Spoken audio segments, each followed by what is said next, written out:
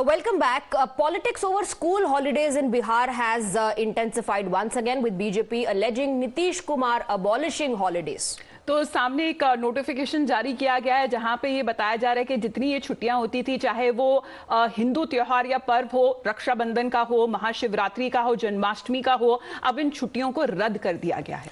In fact, 3 days holiday has been given on Eid. That's what the BJP is trying to highlight. Let's listen into Ajay Alok. Nitish ji, एक काम कीजिए, बिहार को Islamic state declare कर दीजिए, assembly से पास करवाइए, संसद के पास भेज दीजिए कि बिहार का पहला धर्म इस्लाम होगा. स्कूल कैलेंडर आप डिक्लेयर करते हैं, दुर्गा पूजा की छुट्टी कट कर देते हैं, जन्माष्टमी की छुट्टी रद्द, मकर संक्रांति जो आपकी पार्टी जेडीयू हर साल मनाती है उसकी छुट्टी रद्द, कृष्ण जन्माष्टमी की छुट्टी रद्द, और ईद की छुट्टी जो पहले 1 दिन मिलती थी उसको 3 दिन, बकरीद की छुट्टी जो 1 दिन मिलती थी उसको बढ़ा के 2 दिन. वाह, मतलब मुस्लिम तुष्टीकरण में आप अपना धर्म भी भूल गए.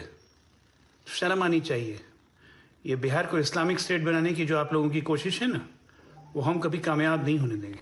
Well, this is how the BJP has been reacting, calling it as politics of appeasement, saying that this is not happening for the first time. Previously, there was also a certain notification when it comes to cancelling of holidays that was given in schools, and that order was withdrawn. It was taken back. However, it seems that pressure is now mounting on Nitish Kumar government ever since this new notification has been released. The BJP has slammed Nitish government, saying this is nothing but appeasement. In fact, the allegation is that the Nitish government has slashed holidays for Hindu festivals while increasing the number of days that are given as holidays for Muslim festivals. You heard Ajay Alok, he's saying this is nothing but appeasement politics on part of Nitish government. So this time around, what is being said that in this new notification that has now been issued, it is in a bid to get reforms in the educational system. But it seems when it comes to majority of the holidays, as the BJP has been pointing out, are of the festivals that are celebrated by Hindus. We have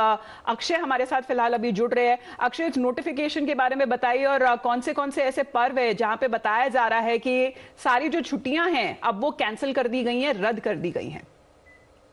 अभी जो भी upcoming Hindu पर्व है, खासकर उनका जो of है वो कैंसिल किया गया है, और वहीं ईद पर 3 दिन की छुट्टी दी गई है. तो इन्हीं चीजों को लेकर के अब बीजेपी के सीनियर लीडर्स ने अपना विरोध दर्ज करना शुरू कर दिया है.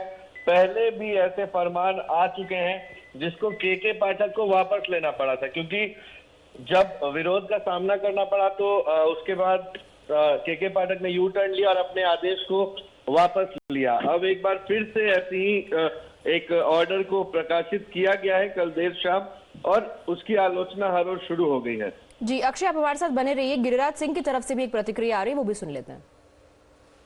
सरकार ने तीसरी बार तुगलकी फरमान जारी की है, और मैं कहना चाहता हूं कि जिस तरह से हिंदुओं के छुट्टियों को शिवरात्रि जैसे महापर्व, जन्माष्टमी जैसा महापर्व, इन छुट्टियों को काट दिया गया है, और ईद बकरीद की छुट्टी जो मुसलमानों में बढ़ा दी गई है.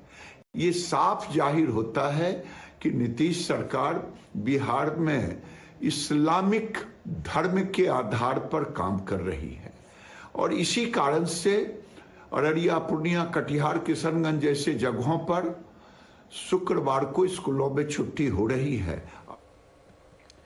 Well, that is how the BJP has been reacting to this new notification by the Bihar government. Akshay, will get back to you. In the meantime, that's a wrap on this edition of the Morning News Hour.